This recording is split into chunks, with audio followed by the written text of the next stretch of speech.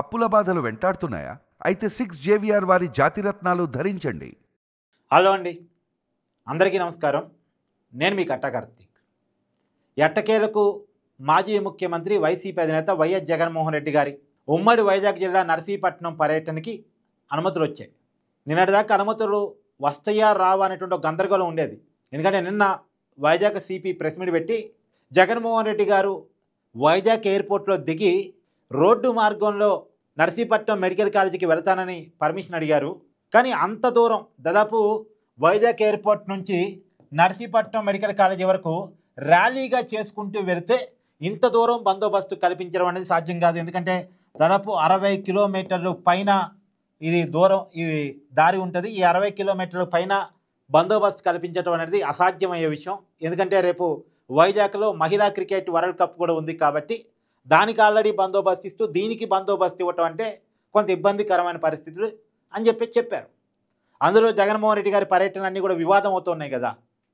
ఈ మధ్య కాలంలో జగన్మోహన్ రెడ్డి గారి పర్యటనలో సింగయ్య అనేటువంటి ఒక వ్యక్తి జగన్మోహన్ రెడ్డి గారి కారు కింద పడి చనిపోవటం, అదే పర్యటనలో ఇంకొక వ్యక్తి గుండెపోటుతో తొక్కిసలాటలో చనిపోవటం, ఇంకొక అంబులెన్స్ ఇరకపోయి అంబులెన్స్లో ఒక వ్యక్తి చనిపోవటం, దాదాపు 3 చనిపోయారు. సో వరుసగా స్టాంప్ ప్యాడ్లు జగన్మోహన్ రెడ్డి గారి పర్యటన జరుగుతూ ఉన్నాయి. ఇది పక్కన పెడితే పక్కనే ఉన్నటువంటి తమిళనాడు రాష్ట్రంలో మొన్న హీరో విజయ్కి సంబంధించినటువంటి ఒక సభలో, కరూరు సభలో పెద్ద ఎత్తున తొక్కిసలాట జరిగి 41 మంది చనిపోయారు. సో ఇవన్నీ గమనంలో ఉంచుకున్నటువంటి ఆంధ్రప్రదేశ్ పోలీసులు అందులో జగన్మోహన్ రెడ్డి గారి పర్యటనలో జరుగుతున్నటువంటి ఘర్షణ వాతావరణాన్ని దృష్టిలో పెట్టుకొని రోడ్డు మార్గంలో ర్యాలీగా పోతానంటే మేము పర్మిషన్ ఇవ్వలేమని నిన్న చెప్పారు. అసలు మీరు ఇచ్చే పర్మిషన్ ఏంది, మేము వెళ్ళి తీరుతామని వైసీపీ నాయకులు వాళ్ళంతటా వాళ్ళు మాట్లాడే ప్రయత్నం చేశారు. అవసరమైతే రాండ్ ఆర్డర్ మాకు అప్పచెప్పండి, మేము చూసుకుంటామని వైసీపీ నాయకులు మాట్లాడే ప్రయత్నం చేశారు. సో మొత్తానికి ఈ ఘర్షణ వాతావరణానికి తెరదీస్తూ షరతులతో కూడిన అనుమతిని పోలీసులు ఇచ్చారు. 10 వెహికల్స్కి, అంటే జగన్మోహన్ రెడ్డి గారు వైజాగ్ ఎయిర్పోర్ట్లో దిగి 10 వెహికల్స్లో నర్సీపట్నం మెడికల్ కాలేజీ చేరుకోవచ్చు. ఇంతకీ జగన్మోహన్ రెడ్డి గారు ఎందుకు వెళ్తున్నారంటే కూటమి ప్రభుత్వం మెడికల్ కాలేజీని ప్రైవేట్ పరం చేస్తూ ఉంది, నేను మెడికల్ కాలేజీని కడితే ఆ మెడికల్ కాలేజీని ప్రైవేట్ వాళ్ళకు అప్పచెప్తా ఉంది అనేది జగన్మోహన్ రెడ్డి గారి వర్షన్.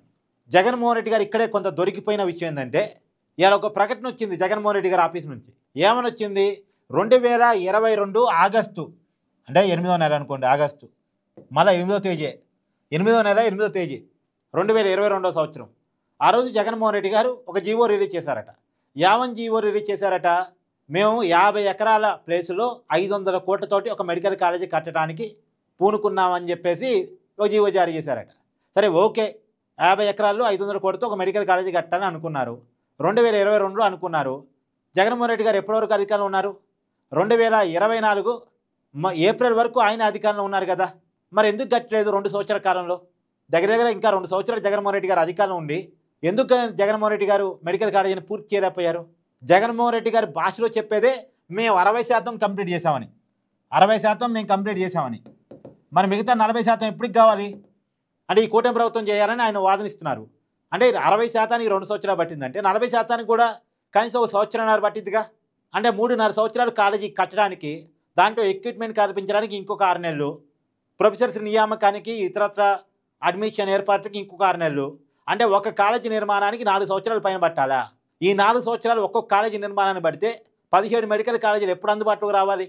ఎందుకని వేగవంతంగా చేయాలనే కారణం చేతే కదా ప్రైవేటు వాళ్ళని కూడా కలుపుకొని ముందుకెళ్ళి 17 మెడికల్ కాలేజీని ఇమీడియట్గా కంప్లీట్ చేసి 2028 లోపు అన్ని కాలేజీలు అడ్మిషన్లు స్టార్ట్ చేయాలనేటువంటి ఒక విజన్తో ఈ కూటమి ప్రభుత్వం ముందుకెళ్తూ ఉంది.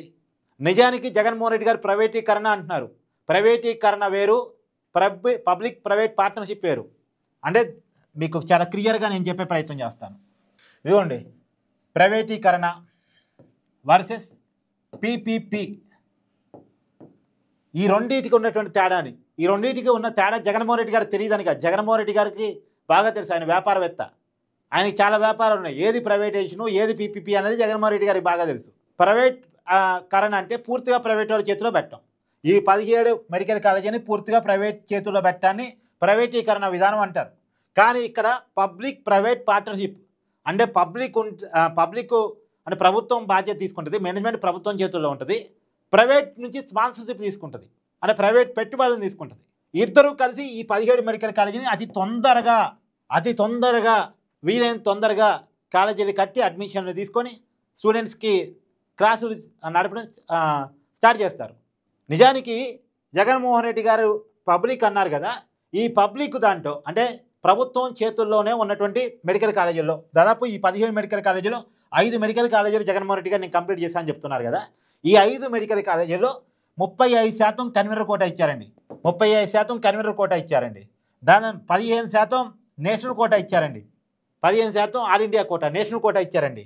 తర్వాత మిగతా 50% మేనేజ్మెంట్ కోటా ఎన్ఆర్ఐ కోటా ఇచ్చారండి.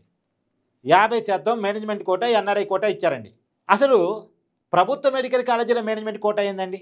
పూర్తిగా పబ్లిక్ జగన్మోహన్ రెడ్డి గారు చెప్పడం ప్రైవేటైజేషన్ లేదు, మొత్తం ప్రభుత్వం చేతుల్లో ఉంటే ఎలా మేనేజ్మెంట్ కోటా పెడతారు? సరే, మేనేజ్మెంట్ కోటా కూడా కన్వీనర్ కోటా కింద నింపాలిగా. రూరప్ రిజర్వేషన్ ఫాలో కావాలి, రూరప్ మెరిట్ ఫాలో కావాలి, మెరిట్ ఫాలో కావాలి, రిజర్వేషన్ ఫాలో కావాలి. దీని ప్రకారం నింపాలి కదా. మరి ఈ కన్వీనర్ కోటాకు ఉండేటువంటి నియమ నిబంధనలే మేనేజ్మెంట్ కోటాకు కూడా ఉండాలిగా ప్రభుత్వం చేతిలో ఉన్నప్పుడు. కాదు, జగన్మోహన్ రెడ్డి గారు మేనేజ్మెంట్ కోటా కింద 12 లక్షల సీట్ అమ్మారు, ఎన్ఆర్ఐ కోటా కింద 20 లక్షల సీట్ అమ్మారు. అసలు ప్రభుత్వ మెడికల్ కాలేజీలో సీట్ అమ్మటం ఏందండి? ప్రైవేట్ మెడికల్ కాలేజీలో కదా సీట్ అమ్మకాలు ఉండేది. జగన్మోహన్ రెడ్డి గారి ప్రభుత్వ మెడికల్ కాలేజీలో సీట్ అమ్మకం జరిగింది. 12 లక్షలు పర్ మేనేజ్మెంట్ కోటా, 20 లక్షలు ఎన్ఆర్ఐ కోటా. అవునా కాదా? ఈ వీడియో కనుక మెడికల్ స్టూడెంట్స్ కనుక చేరితే మీరు కామెంట్ చేయండి దయచేసి. ఎందుకంటే మీరు నిజాన్ని చెప్పాలి. జగన్మోహన్ రెడ్డి గారు ఒక అబద్ధాన్ని నమ్మించడానికి ప్రయత్నం చేస్తున్నప్పుడు ఏది నిజమో చెప్పాలి. ఇప్పుడు కూటమి ప్రభుత్వం ఏం చెప్తుంది? ఈ పీపీపీ విధానం ద్వారా మేము 50% కన్వీనర్ కోటా అంటుంది. అంటే ఇది 35% ఇచ్చిందని వీళ్ళు 50% ఇస్తామంటున్నారు. అంటే పేద బడుగు బలహీన వర్గాలు, రిజర్వేషన్ అనుభవించే వాళ్ళు, రూరప్ రిజర్వేషన్ కింద సీటు వస్తాయి అనుకునేటువంటి వర్గాలు, మెరిట్ బేస్ మీద సీటు వస్తాయి అనుకునే వర్గాలు, వీళ్ళందరికీ కూడా 50% అవకాశం ఉంది. అంటే ఒక 15% అవకాశం పెరిగింది. చూడండి, 50% మైనస్ 35% ఎంతండి? 15% రిజర్వేషన్ క్యాండిడేట్స్కి, మెరిట్ క్యాండిడేట్స్కి సీట్లు పెరిగాయి. దేని ద్వారా పెరిగాయి? ఈ పీపీపీ మోడల్లో పెరిగాయి.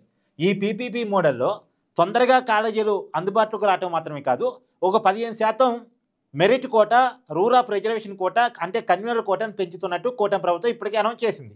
ఇప్పుడు 35% ఇచ్చేటువంటి ప్రభుత్వం చేతిలో ఉన్నటువంటి సిస్టమ్ కావాలా? 50% ఇచ్చేటువంటి సిస్టమ్ కావాలా? ఎప్పటికో తప్ప అందుబాటులో వస్తాయో లేనో మెడికల్ కాలేజీలు కావాలా? అందుబాటులోకి వేగవంతంగా వచ్చేటువంటి సిస్టమ్ కావాలా?